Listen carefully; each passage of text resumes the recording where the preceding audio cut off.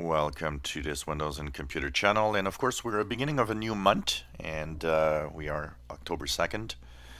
That means we can take a look at the Windows market share for the past month, for September.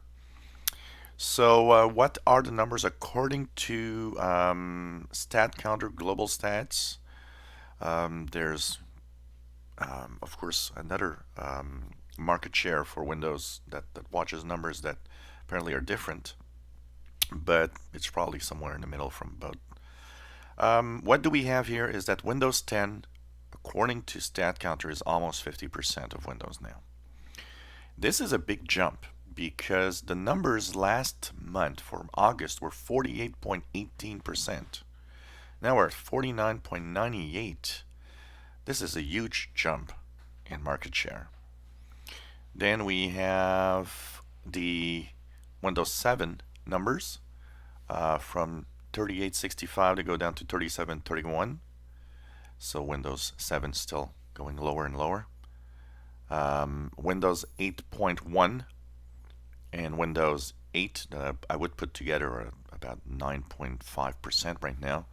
They are sensibly pretty much the same, or very, very small difference within the margin of error, actually. Windows XP at 2.5%. Last one was 2.16, so it just kind of plays in the margin of error. Really, the numbers to look at here are Windows 7, that's losing here more than 1%, and Windows 10 gaining almost 2%, which is an amazing rise for a month. So this is kind of interesting, and we'll have the Microsoft event today. It's going to be interesting to see the numbers, if they have a more specific number or they decide to talk about the number of installs of Windows 10.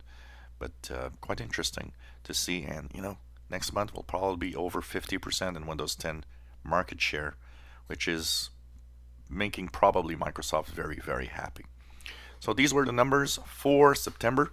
If you enjoy my videos, please subscribe, give us a thumbs up. Thank you for watching.